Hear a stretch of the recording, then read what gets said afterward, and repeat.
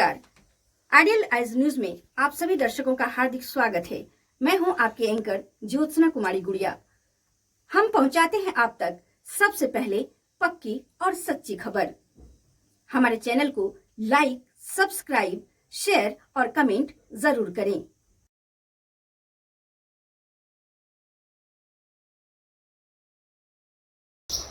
नमस्कार, प्रणाम, सलाम, सत श्री अकाल। मैं शशिकांत और आप देख रहे हैं आइडियलाइज न्यूज। आइडियलाइज न्यूज के विशेष कार्यक्रम आईने में एक राजनीतिक बहस।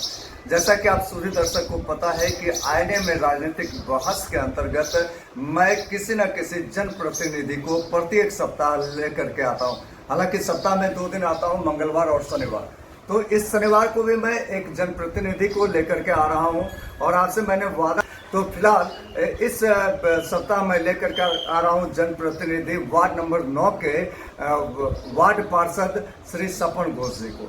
सपन घोष जी के विषय में मैं आपको यह बताते चलूं कि ये सपन घोष जी, जब यह पंचायत था, अभी वर्तमान में वार्ड बना है ये वार्ड नंबर 9, जब यह पंचायत था तो उस समय में ये उप मुखिया थे, यानी राजनीति में एक कदम उठा चुके थे। समाज सेवा में इनकी रुचि शुरू से रही थी।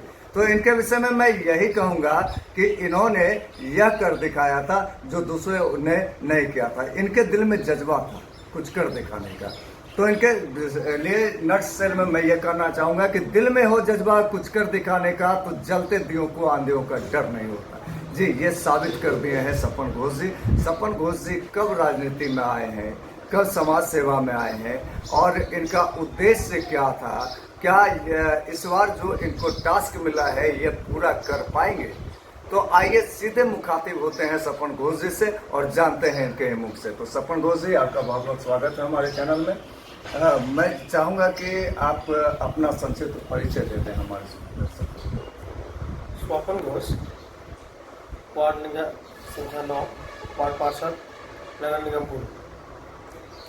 जी, आप पहले भी उप मुखिया रहे थे, तो आप कब से कब तक उप मुखिया रहे थे ये मैं जानना चाहता हूँ। 2006 से 2011 तक उप मुखिया थे जी। उसी बीच ये नगर निगम घोषित हो गया था, जिसमें उस काल के बीच में भी रुकावट थी। फिर कोर्ट का कुछ दिन रुकावट के बाद फिर कोर्ट इसको पुनः पंचायत दे दिया, फिर पुनः नगर निगम हो गया। मैंने इस प्रकार से अंतिम 2011 में जब ये नगर निगम घोषित हुआ तो अभी तक ये नगर निगम उसके बाद कंटिन्यू चलता रहा। आप कितने वोट से इस बार जीते थे? जनता ने आपको आशीर्वाद दिया, कितने वोट? हमने कुल किया, जीत का कुल कितना आया और जीत का अंक कितना था? 489 वोटों से कुल आया। जीत का अंतर 69 के आसपास था। तो 69 के आसपास था। जनता ने आपको आशीर्वाद दे दिया। अब आपके बीच जो मैं कल आ रहा था तो मैंने देखा कि आपके वार्ड में बहुत सारे काम आपको करना है। आपको क्या लगता है ये 5 वर्ष में ये काम आप कर पाएंगे? देखिए, जो संसाधन हमारे नगर निगम पास उपलब्ध है जी, उसके अनुसार लगता तो है कि बहुत ज़्यादा हद तक हम पूर्ण कर पाएंगे। पूर्ण कर पाएंगे। और मान लीजिए थोड़ी विशेष परिस्थिति आ जाती है। होता क्या है कि हर पंचवर्षीय में बीच में आपको MP चुनाव, MLA चुनाव, MLC चुनाव, मैंने ये चुनावी मुद्दा सब में आचार संहिता लगता है। तो इस प्रकार से हर पंचवर्षीय में आपको 1-1.5 साल का समय नष्ट हो जाता है। कहने देखने के लिए तो 5 साल का है। उसी बीच में कोई आपदा हुई, प्राकृतिक आपदा हुई, कहीं बाढ़ आ गया, कहीं आंधी तूफान हो गया, उस समय सारा संसाधन, सारे लोग मतलब उस चीज़ को करने में लग जाता है। भूकंप आ गया, किसी भी तरह का उस तरह का बात आ गई, तो कुल मिला के 5 वर्षीय में आपको हर 5 वर्षीय में ये छोटे तक के मतलब में जैसे मुखिया हो, वार्ड पार्षद हो, इन लोगों के लिए 5 साल नहीं, उसको 3 साल मान के चला जाए काम का टाइम। और सरकार 3 साल में आप कर लेंगे पूरा। इसीलिए 5 साल का समय अगर आपको 3 साल होता है तो आप समझ सकते हैं कि पूरा नहीं आपको कितना टेंशन वाला है ये काम है। देखने के लिए आपको 5 साल है, लेकिन काम के लिए ओरिजिनल में आपको समय 3 साल या 3.5 साल। तो जनता ने तो पूरा विश्वास के साथ आपको लाया है, गद्दी पे बैठाया है, आशीर्वाद दिया है। और जनता का काम अगर आप 3 साल में नहीं कर पाएंगे, चूंकि आप कर रहे हैं कि कार्यकाल हमारे पास 3 साल ही बचेगा, तो फिर जनता कैसे आशीर्वाद देगी और जनता का काम आप कर पाएंगे? ये मेरा सवाल था। मूलभूत जो काम है वो निश्चित रूप से जी, उसके लिए जॉब करना पड़ेगा। मेरी बेटी के साथ, पूरा मेहनत के साथ तैयार है, वो कम कराएंगे। मूलभूत काम में आपके यहाँ सड़क है हाँ होगा। और आपके यहाँ जो है राजीव गांधी आवासीय योजना है। राजीव गांधी आवास योजना हमारे यहाँ नहीं है, ये तो अब तो बहुत है, पहले, अब भी नहीं है, ये बहुत पहले ही स्लम एरिया करके घोषित हुआ था। तो जिस जिस क्षेत्र का चयन हुआ था वही होना है राजीव। लगभग पूरे पूर्णिया में शिक्षा का हाल बेहाल है, आपके वार्ड का क्या हाल है? लगभग ठीक चल रहा है, बाकी तो सरकारी विद्यालयों का स्थिति सब लोग जानते हैं जी, उसी में लगभग ठीक है। लगभग ठीक है। लगभग ठीक सभी विद्यालय में मध्याह्न भोजन है। मध्याह्न भोजन ठीक है। अभी हम अपने स्तर से भी विजिट में विद्यालय जाते हैं, जांच करते हैं, देखते हैं। हर महीने अनिवार्य है आपको शिक्षा समिति बैठक बुलाना, ये सब चीज़ पर थोड़ा ध्यान देते हैं। जी, बीच बीच में स्कूल भी चले जाते हैं टाइम पे टाइम, ताकि स्थिति क्या है। एज ए स्कूल का अध्यक्ष होने के नाते, पदेन अध्यक्ष होने के नाते हम अपना जिम्मेवारी को निभा रहे हैं। निभा रहे हैं, देख रहे हैं उसको। आंगनबाड़ी है आपके वार्ड में, तो आंगनबाड़ी सेविका के विषय में कई जगह यह सुनने को मिलता है कि पोषक तत्व जो आता है वो पोषक तत्व अपने घर में ही रख लेती है और गर्भवती महिला को नहीं पहुंचता है या बच्चों को लाभ नहीं मिल पाता। तो आपके वार्ड का क्या है? ना ठीक है, शिकायत जब तक नहीं आ रही है जी, उसको ठीक ही कहा जाए। और फिर भी हम बीच नहीं, में नहीं, ऐसा- आंगनबाड़ी भी जाते हैं, जी, वहाँ भी चले जाते हैं ऐसे ही टाइम पे टाइम, और कहते भी हैं कि आपका जब कभी कोई पर्यवेक्षिका आए जांच के लिए उस समय हमको ही बुलाइए। हमको उनसे भी ये करना है, क्योंकि एक आंगनबाड़ी महिला के साथ भी बहुत तरह की बात है। वो उन लोगों को जितना संसाधन नहीं है उससे ज़्यादा उनके पास मेहनत के लिए या वर्क लोड भी है। वर्क लोड एक सेविका को उसके हिसाब से ज़्यादा है, हमको ऐसा लगता है। जी, मगर जो मुख्य चीज़ है उनको मैंने आपको जनता को देने के लिए, आपको चाहे सूखा राशन हो या गर्भवती महिला के हो, जिस प्रकार से हो, या जो बच्चों को देने के लिए जो ये हो, वो मिला जुला के ठीक चल। जल नल योजना बिहार में जितने भी मैंने वार्ड पार्षद, मुखिया, विधायक या जिनसे भी मैंने बात किया, उनका कहना कि ये फ्लॉप नीति है बिहार की। तो आपके हिसाब से जल नल योजना कौन सा नीति है? फ्लॉप नीति है या फिर धरातल को उतरी हुई है? ये जल नल योजना मैंने 2-3 फेज में इसको मैंने पूर्णिया में ही किया है, जी, दूसरी जगह का नहीं जान रहा है। तो हमारा इस वार्ड को तीसरे फेज में लिया गया, जो यहाँ काम शुरू ही नहीं हुआ। इससे इसके बारे में क्या कहना, हम ऐसे गए थे आपके वार्ड में तो फ्लॉप है, नहीं, स्टार्ट ही नहीं हुआ। स्टार्ट ही नहीं। नहीं, वो जैसे कि एक एक फेज में एक 10 वार्ड 20 वार्ड को लिए हैं कि 20 वार्ड का फर्स्ट फेज में लिए, इसको हम कंप्लीट करेंगे, फिर उसके बाद फिर 20 वार्ड को। तो हमारा तीसरे फेज में, हमारे यहाँ कोई काम शुरू ही नहीं हुआ। बाकी रही है अन्य सब वार्ड में, तो हम कहीं कहीं देखते हैं या शिकायत मिलता है, हमारे अन्य वार्ड पार्षद लोग कहते हैं कि जल नल योजना सब ठीक है, लेकिन वो जो सड़क किनारे गड्ढा खोदते हैं उनको ठीक से मेंटेन नहीं करते हैं। अभी बारिश के दिनों में बहुत जगह ऐसे क्या, पहले तो अभी मिट्टी खोद दी, लेकिन बारिश जैसे भी कुछ हुआ, पानी हुआ तो गड्ढा हो गया, बहुत लोग फंस रहे हैं, गिर रहे हैं, पड़ रहे हैं।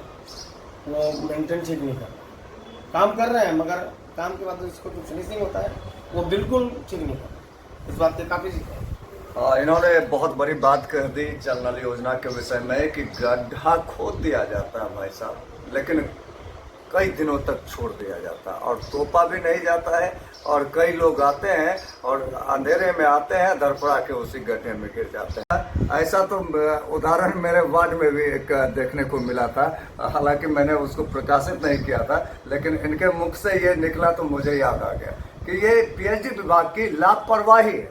मैंने आपको ये भी दिखाया था कुछ दिन पहले कि मिला 8वां अजूबा, तो पीएचडी विभाग का 8वां अजूबा दिखाया था, और आप सुधी दर्शक उसको देख भी चुके हैं कि एक ही घर में 8-8 नल लगवा दिया गया था, एक घर में 8 नल और किसी किसी में नल नहीं। तो पीएचडी विभाग महोदय, अगर आप सुन रहे हैं हमें इस कार्यक्रम के माध्यम से, तो आप जरूर इसमें सुधार करने का प्रयास करें और जनता को लाभ पहुंचाने का प्रयास करें। बहरहाल मैं इन पे मुखातिब होता हूं। फिर सर, आपको आवंटन तो पास हुआ होगा इस वक्त, आवंटन, चूंकि बजट सत्र जब आया तो बजट सत्र में सभी वार्ड पार्षद को कुछ न कुछ मिला, मेयर विभा कुमारी के द्वारा बांटा भी गया। तो आपके वार्ड में अब तक आपको क्या क्या मिला है, कौन सा कार्य वार्ड मिला है? तो मिलना तो हम लोग को नहीं है, जी। वो तो हमारा तो अनुशंसा होगा कि ये सड़क बनना है या नाला बनना है। तो अनुशंसा में हमारे यहाँ का जो ये है उसमें कुछ सड़कें मतलब आपको अभी में चला गया है, टेंडर वगैरह में भी चला गया है, बनना है, तय हुआ है। कितना सड़क टेंडर में गया है? सड़क तो 5-6 है। 5-6 गया है। नाला आपके यहाँ पर? नहीं, हमारे यहाँ एक ही नाला है, एक भी नाला? क्योंकि उसका आउटसोर्सिंग नहीं है, एक दो जगह है भी। अभी वैसा कोई खास समस्या नहीं है। तो सबसे ज़्यादा जो ज़रूरत है सड़क की, इसलिए उसको इस बार का अनुशंसा में हम भी सड़कों का ही अनुशंसा किए, ताकि सबसे ज़्यादा ज़रूरत है कच्ची सड़कें हैं, इसलिए सड़कों का अनुशंसा हुआ और सड़क ही बनेगी। फिर आगे नाला का जहाँ ज़रूरत है वो। पेपर लाइट कितना मिला था आपको इस बार? पेपर लाइट जो पूर्व से लगा हुआ है उस समय पे लगा हमारा सहयोग था। जो कंपनी आपका EACL कंपनी जो यहाँ पे मैंने जो ठेकेदार था उनसे मिलकर उस समय भी सहयोग करके लगभग लग गया था। और करीब 150 से 200 पोलों में आज भी लाइट की आवश्यकता है। उसमें बहुत पोल बाद में नया लगा है। अच्छा, 150 से 200 पोल में आवश्यकता है, लेकिन अभी कुछ दिन पहले वेपर लाइट सभी वार्ड पार्षद को सौंपा गया था, तो आपको कितना सौंपा गया? सौंपा नहीं गया, वो मिस्त्री के द्वारा भेज के लगवाया गया था। हाँ, आपके यहाँ कितना? 10-12 ऐसी तरह लगा था, यानी अभी भी 90 क्या होगा? 150 प्लस है। 150 प्लस चाहिए, तो इसके लिए आपने वहाँ पे मांग रखा? हाँ, मांग रखा है, स्टीयरिंग में निर्णय भी लिया है, उसका डिमांड भी गया है आगे कंपनी को। कंपनी अब चाहे लाइट देगी या क्लियर कर देगी कि हम नहीं दे पाते ला पाएंगे, इस पर आगे का फिर निर्णय लिया जाएगा। जो ठेकेदार है उससे मंतव्य लेके ही आपके आप कदम बढ़ा सकते हैं। आप सावधान। मच्छर भगाने वाला मशीन मिला है आपको, वो डब्बा, उसका क्या हाल है जनाब? जरा सा इसको बताएं। मच्छर भगाने वाला डब्बा ऐसे फॉगिंग या स्प्रे? ये जो डब्बा एक जो मिला था छोटा सा, वहाँ की स्प्रे कीजिए जा करके। तो कीजिए नहीं बोले, वो तो हर वार्ड में रखा रहेगा। हाँ, और जो लेबर आएंगे वो केमिकल लेके, तो जहाँ ज़रूरत होगा, जहाँ नाला वाला है या जहाँ मतलब मच्छर वो जन्म लेता जमा पानी है, उसमें देके, ताकि वो जहरीले जो मच्छर है वो जन्म ना ले, लार्वा उसका नष्ट हो जाए, उसी के लिए। तो आपको लगता है कि ये कारगर सिद्ध होगा? हमें तो लगता है कि दवाई छींटने वाला वो जो होता है खेत में, वो मशीन है। मशीन तो वही, हाँ, स्प्रे तो किसी न किसी मशीन से ही होगा। जी। और नाला में स्प्रे जरूरी भी है, भले कारगर मतलब जितना होना हो, लेकिन यानी कारगर नहीं होगा, ये आप कह रहे हैं? कारगर होगा। तो ये लार्वा को अगर नष्ट करता है वो भले दिखाई नहीं पड़े, लेकिन रियल में तो है कि अगर नालों में छिड़काव हो। हमारे यहाँ नाला नहीं है, कोई बात नहीं, हमारे यहाँ के लिए कोई खास मैंने अहमियत नहीं रखता है। लेकिन जहाँ शहरों में घड़ियाबाजी में जहाँ नाला है, जहाँ मच्छर जन्म लेता है, जहाँ आपको मैंने कीटाणु है या आपको वहाँ जहरीले मच्छर है, डेंगू हो, आपको कालाजार हो, तो और भी कई तरह के बुखार जो होता है वो मच्छरों काटने से होता है। अगर वही नष्ट हो जाए तो फिर उससे कुछ निजात तो मिलेगी, कारगर होगा। कारगर हाँ, होगा। लेकिन काम होना चाहिए। बहुत सारे वार्ड पार्षद का कहना है कि ये तो सिर्फ दे करके फोटो खिंचवा लिया गया, मेयर साहिबा के द्वारा या अन्य पदाधिकारियों के द्वारा, आरिफ हसन साहब महोदय के द्वारा दे करके फोटो खिंचवा लिया गया, लेकिन अब तक हमें सपोर्ट ही नहीं किया गया है, तो हम काम क्या करेंगे? क्या इन बातों में सच्चाई है या फिर वो वार्ड पार्षद ऐसा ही बोल रहे हैं? दोनों बात है, मैंने जा भी रहा है और कहीं कहीं होता है कि पार्षद के अनुरूप नहीं हो रहा, इसलिए उनको भी ये शिकायत है। जा भी रहा है, लेकिन और अगर उनको लगता है कि इससे ज़्यादा जहाँ जरूरत है, जैसे हमारे यहाँ लाख के बराबर जी, और किसी वार्ड में हो सकता है कि 10 दिन जाने के बाद भी पूर्ति नहीं होगा, तो स्थिति के अनुसार, जरूरत के अनुसार भी बात होती है। आप बातें को मिला जुला करके कह रहे हैं, मिश्रित भाव से कह रहे हैं, कहीं आप स्टीयरिंग कमेटी के मेंबर हैं इसलिए तो बातें को मिला करके नहीं कर रहे हैं। ना आप वार्ड कमिश्नर के खिलाफ बोल रहे हैं, ना आप मेयर के खिलाफ बोल रहे हैं। ना, जो रियल है वही बोलते हैं। जो रियल है वही बोल रहे हैं। तो जो रियल है वही ये कह रहे थे। अब जानते हैं इनसे और कुछ बातें कि श्रीमान आप हमको ये बताएं कि अभी जो बिहार की राजनीति चल रही है, ये कैसी राजनीति चल रही है? आपको क्या लगता है कि बिहार में इस बार वही सरकार आ जाएगी, फिर भी दूसरी सरकार आ जाएगी? थोड़ा सा मैं भटकाया हूँ, आपके वार्ड से ले गया हूँ बिहार। कुछ कहा नहीं जा सकता है, टसल टाइट रहेगा। टसल टाइट रहेगा, तो टसल टाइट रहेगा ये कह रहे थे। सर मैंने एक बार आपको ये प्रश्न किया था कि क्या इतने वर्षों में आप अपने जनता को खुश रख पाएंगे, क्या काम कर पाएंगे? तो ये फिर से मैं जानना चाहूँगा कि आपने क्या कहा, नटसेल में ये बताइए कि जनता को कैसे आप खुश कर पाएंगे? निश्चित रूप से खुश कर पाएंगे। उनका जो जिस कैटेगरी के मतलब जो लाभ के पात्र हैं वो लाभ हर हाल में उनको दिलाएंगे। पद में नहीं रहने के बाद भी जो सरकार का जो खुला दरबार है, जैसे पेंशन वगैरह है, पेंशन के लिए कोई ज़रूरत नहीं है कि आप मुखिया हैं तो उनको दिलाएंगे। सरकार का खुला है, 60 साल हो गया, आप आइए ऑनलाइन कीजिए, चाहे वो कार्ड हो। मतलब इस तरह का बहुत चीज़ है जो कि मान लीजिए किसी के पास ज़मीनी समस्या ही है, कोई ज़रूरत नहीं है कि आप कोई पद पर हो तो उनको मदद कीजिए। अगर रियल में है तो जो मैंने सही है उसको मदद कीजिए उस क्षेत्र में। तो उसी तरह का मैंने बहुत कुछ है जो कि विधवा पेंशन हो, विकलांग पेंशन हो, उसके लिए कोई पद की जरूरत नहीं। सरकार का खुला दरबार है, आप ऐसे ऐसे पात्र हैं, उसका कैटेगरी है, वो कैटेगरी आप फुलफिल करते हैं तो आइए आवेदन कीजिए, आप अपना काम कीजिए, सुविधा लीजिए। आपने बहुत ही अच्छा कहा कि ये सब लाभ दिलवाऊंगा, लेकिन यथोष्टि वो जो आता है मृत्यु के बाद जो कभी अंत्येष्टि, उसका क्या स्थिति है आपके यहाँ और कैसे आप दिलवा पाएंगे? इसमें हमने सुना कि वो तो बंद हो गया, सिर्फ जातिगत को देख करके किया जाता है। चालू है जी, सरकार का कुछ नियम चेंज हो गया। क्या नियम है उसमें, जरा सा जानना चाहूँगा। नियम यह है कि पहले तो आपको जो सचिव होते थे वो पैसा ऑन द स्पॉट दे देते थे जी। बाद में कहीं से कुछ जो भी हो सरकार को कुछ लगा, अब है कि मृत्यु प्रमाण पत्र बनने के बाद जी आप अपनी गरीबी का सबूत देना होगा आपको। आपके पास बीपीएल कार्ड है, उसके साथ में अकाउंट, आधार और ये मृत्यु प्रमाण पत्र लगा के आवेदन करेंगे तो आपको उसके बाद पैसा आपके खाता में ट्रांसफर कर। अच्छा, एक वार्ड पार्षद जो नव निर्वाचित वार्ड पार्षद हम अपने यहाँ, अच्छा ठीक है, उनका कहना था कि इसमें जाति को देख करके किया जाता है। ना ऐसा नहीं है, बीपीएल को देख के किया जाता है। बीपीएल को देख के सरकार का रूल के ई में ये लागू है कि बीपीएल धारी को ही मिलना है। अच्छा, इसलिए बीपीएल का सबूत दीजिए और पैसा तो जा रहा है। हमारे यहाँ बहुत लोगों को मिला है, मिल भी रहा है। तो वृद्धा पेंशन, विधवा पेंशन और विकलांग पेंशन की आप बात कर रहे थे, तो वृद्धा पेंशन, विधवा पेंशन और विकलांग पेंशन पहले से भी आपके वार्ड में मिल रहा है? हाँ, मिल रहा है। और अब क्या लगता है कि नया भी आवंटन करवाने की जरूरत है? हाँ, जरूरत है, तो आप करवाएंगे? एकदम करवा भी रहे हैं। अच्छा, आपके यहाँ स्वरोजगार की क्या स्थिति है, रोजगार की क्या स्थिति है? रोजगार की स्थिति लगभग ठीक है, लोग पहले से ही सेटल है जो जहाँ है। और मान लीजिए हमारे यहाँ बगल में इंडस्ट्री एरिया है, तो जो अपना काम कर रहे हैं, बाकी बहुत ज़्यादा संख्या में फैक्ट्री में काम कर रहे हैं। फैक्ट्री में काम कर रहे हैं। अगर जो काम नहीं कर पा रहे हैं, जिनको रोजगार नहीं मिल पा रहा है, उनको आप कैसे दिल पाएंगे अपने स्तर पे? क्योंकि ऐसा कोई योजना तो आपके वार्ड में है नहीं, तो आप कैसे करवाएंगे?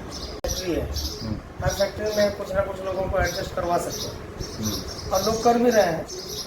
तो लोग जब आएंगे उसके हिसाब से जो जिसके में है, मान लीजिए जिस तरह का वो मैंने अपना ये रखते हैं, एबिलिटी रखते हैं, उसी हिसाब से लोगों का काम हो सकता है। सर और रही बात रोजगार का, ये हर जगह समस्या है, हर जगह समस्या है। हम हो सकता है लाख कोशिश करके भी हो सकता है कुछ सक्सेस हो, लेकिन ये 100% हमारे भी बस की बात नहीं है रोजगार दिलाना। 100% आपके भी बस की बात नहीं है, जब तक सरकार कंसस नहीं होती है और लोग कंसस नहीं होता है। सरकार को पूरे बिहार में नशा बंद है, नशा मुक्त बिहार बन चुका है। क्या आपके नज़र में नशा मुक्त बिहार बन है ये, और आपका वार्ड नशा मुक्त है? ये जानना चाहूँगा आपसे। बहुत सच्ची और तीखी सवाल है। 100% नशा मुक्त तो नहीं है जी, क्योंकि जब आए दिन कहीं ना कहीं कोई ना कोई घटना सुनने में ही आता है, तो फिर नशा मुक्त कैसे हो? कैसे? नशा मुक्त 24 रुपये तो कुछ ना कुछ हो ही रहा है, चल ही रहा है।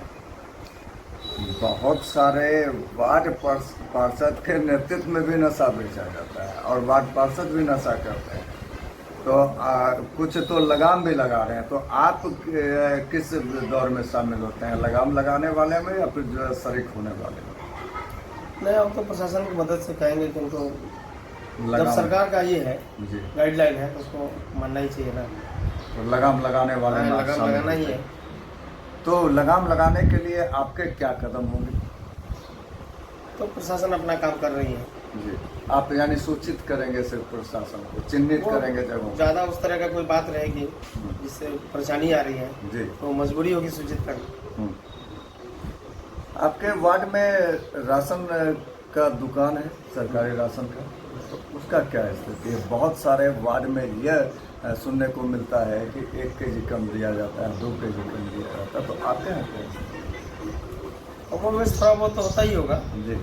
ऐसे लोगों को ऐसा कोई खास शिकायत नहीं है। बीच में शिकायत हुई थी कि कम दिया जा रहा है ऐसा वैसा, लेकिन बातचीत हुआ तो अब लोग कहते हैं ठीक है। अब ठीक है, यानी इस पे अब आप लोगों के द्वारा लगाम इसके बारे में आगे प्रशासन को भी सूचित किए थे जी। और डीलरों को भी कहा हम्म। कि सुधार लीजिए, अन्यथा मान लीजिए कल जो कोर्ट का परेशानी होगी।